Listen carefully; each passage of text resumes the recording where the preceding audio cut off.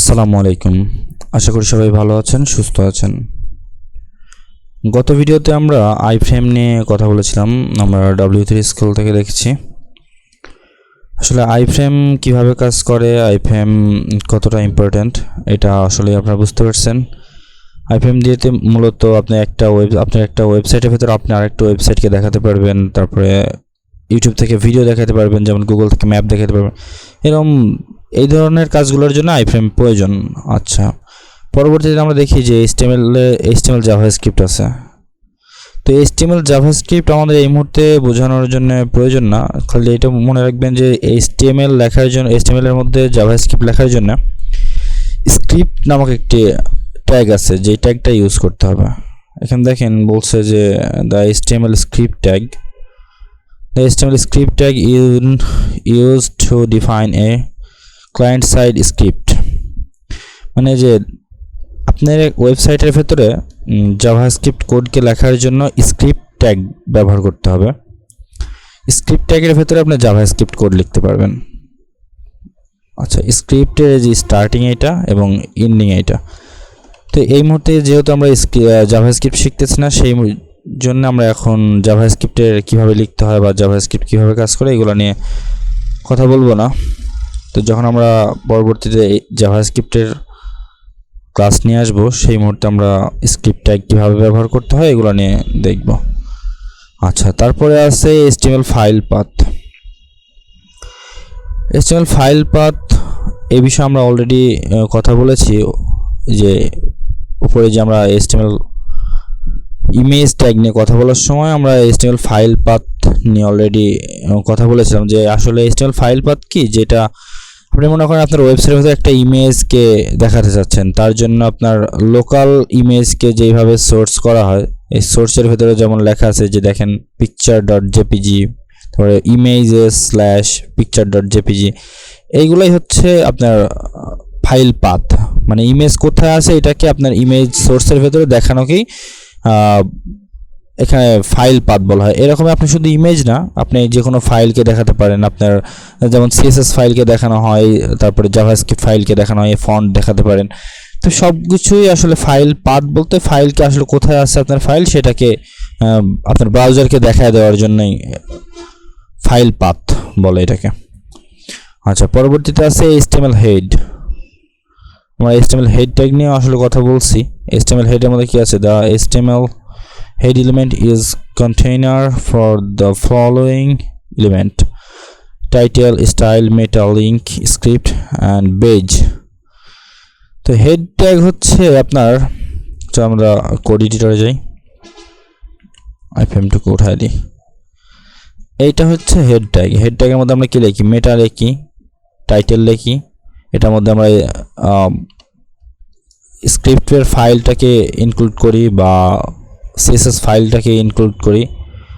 এছাড়া এর মধ্যে আমরা CSSও লিখতে পারি স্টাইল দিয়ে, স্টাইল অ্যাট্রিবিউটের ভেতরে আমরা এখানে CSS লিখতে পারি। তো এটাই হচ্ছে হেড ট্যাগের মধ্যে আমরা এগুলো করতে পারি। এগুলো নিয়ে আমরা গত ভিডিওতে কথা বলছি। তো তারপরে দেখেন নিচে আর কিছু আছে নতুন, the HTML element, style element already আমরা এগুলো নিয়ে কথা বলছি। তো এই ভিডিওতে আমরা HTML লেআউটটা আসলে আপনার একটা ওয়েবসাইটের মধ্যে কতগুলো লেআউট থাকে, লেআউট তৈরি করা। তো এরপরে যখন আমরা HTML এ কোনো একটা বা পরবর্তীতে যখন ডিজাইন করবো, সেই মুহূর্তে আমরা এগুলো নিয়ে যদিও কাজ করার আছে। তারপরে একটু দেখেন আপনারা এখানে কি বলছে। এখানে আমাদের প্রচণ্ড CSS লেখা আছে, এই মুহূর্তে দেখানোর থেকে।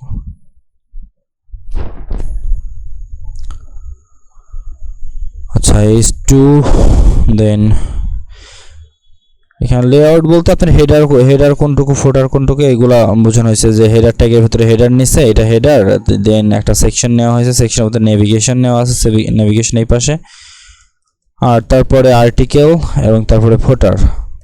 তো এইভাবে লেআউটটা তৈরি করতে হয়। আমি এখন লেআউট তৈরি করা এই মুহূর্তে দেখাবো না, কারণ আপনাদের CSS এর কোনো ক্লাস এখনও আপনাদের নেওয়া হয় নাই। তো এই মুহূর্তে যদি আমি লেআউট দেখাতে চাই, সেক্ষেত্রে আপনাদের CSS লেখা লাগবে, আর CSS লিখতে গেলে আপনারা বুঝতে পারবেন না।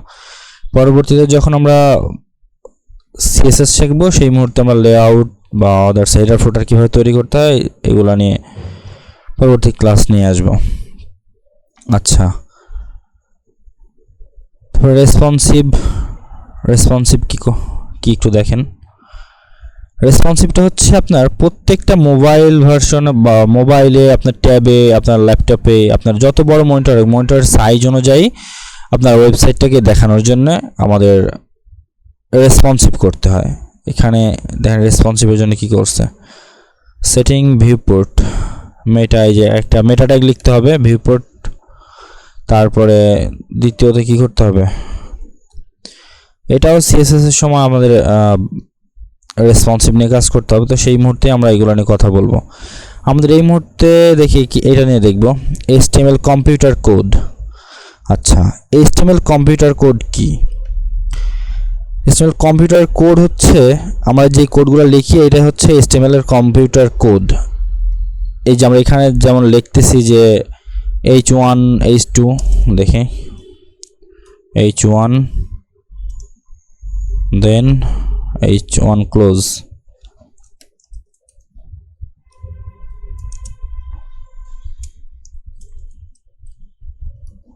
Hello world. আচ্ছা, ব্রাউজারে যাই, ব্রাউজারে রান করা লাগবে।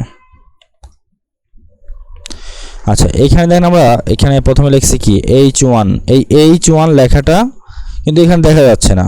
তখন কি এটাই কি করতেছে, আমার ব্রাউজার কোডগুলোকে রিড করার সময় আমাদের যেগুলো HTML এর কোড সেই কোডগুলোকে বাদ দিয়ে ভিউ করতেছে।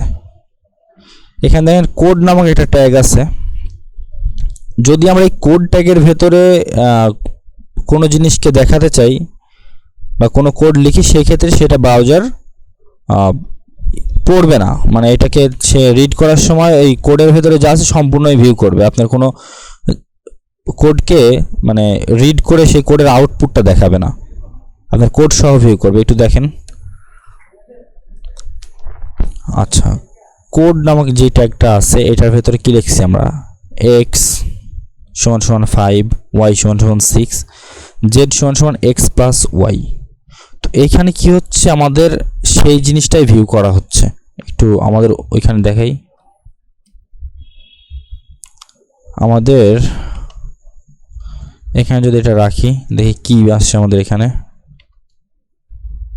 দেখছেন? আচ্ছা, এখানে আমাদের ক্লাস হচ্ছে 28 and কি বিষয় ক্লাস, কোড ট্যাগ।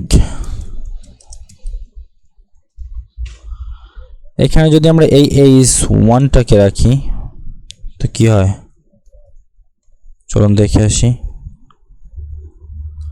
h1টা যখন রাখলাম তখন সেটারে রিড করছে, বাট এটা প্রি নামক একটা ট্যাগ আছে, যে pre tag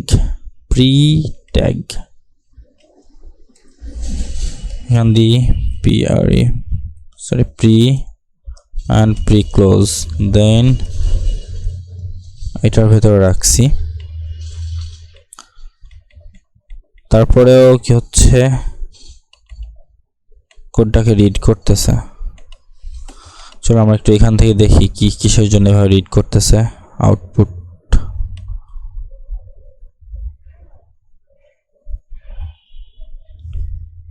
Ctrl+H pre tag নিয়ে কোথায় ভালোভাবে ডিসক্রাইব করছে একটু দেখি।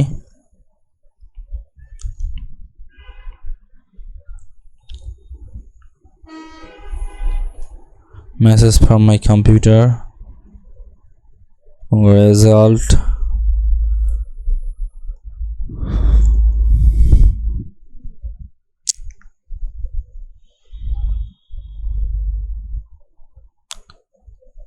এখানে আসলে খুব বেশি ভালো করে কিছু দেখানো নাই। এটা যদি আমরা লিখি দিই সেটা রেজাল্ট আসবে এইটা, প্রি ট্যাগ এবং কোড ট্যাগের মধ্যে যদি লেখা হয়। অ্যাকচুয়ালি এটা ব্যবহার হয় কিসে, আমি আপনাদের দেখাই। আমাদের ব্লগে যাই,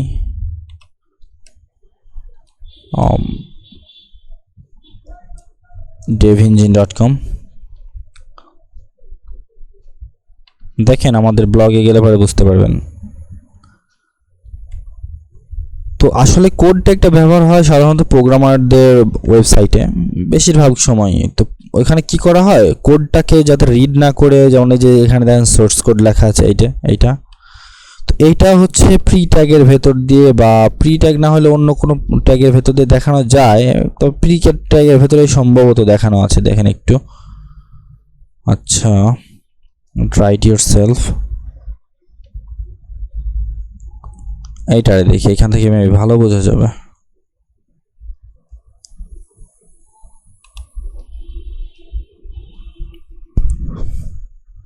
আচ্ছা, এখানে বাদ থাক, আমি আমাদেরটাতে যাই, আমাদের ডেভ ইঞ্জিনে যাই, যেখানে দেখেন এখানে আমাদের ড্যাশবোর্ড। আচ্ছা, এই যে এখানে আমরা অ্যাডমিন ড্যাশবোর্ড ডিজাইনের এখানে কোডটা প্রোভাইড করছি, দেখছেন? তো এই কোডটা কত সুন্দর দেখা যাচ্ছে, কেমন একদম মনে হচ্ছে আমরা কি সাবলাইম টেক্সটে যেমন কোড লিখছি সেম দেখা যাচ্ছে। তো এইখানে এই কোডগুলো কোন ট্যাগের ভেতর দিয়ে দেখাচ্ছে এখানে, এবং এখানে এই কোডগুলো রিড করা হয়নি কেন, তাই না?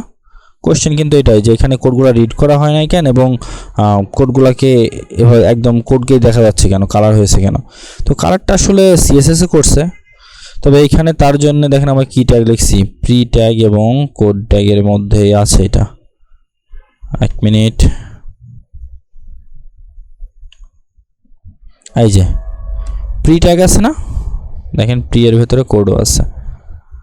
তো প্রি ট্যাগ এবং কোড ট্যাগের ভেতরে আসলে আমাদের এটা ব্যবহার করতে হয় এখানে কোডকে ভিউ করানোর জন্য। কোড ব্রাউজার রিড করবে না যদি আপনি প্রি ট্যাগ তার ভেতরে কোড ট্যাগ দিয়ে ল্যাঙ্গুয়েজ সেট করে দেন, বা কি ধরনের আপনি ভিউটা দিচ্ছেন এইটা দেখানোর জন্য এটা আসলে ব্যবহার করা হয়।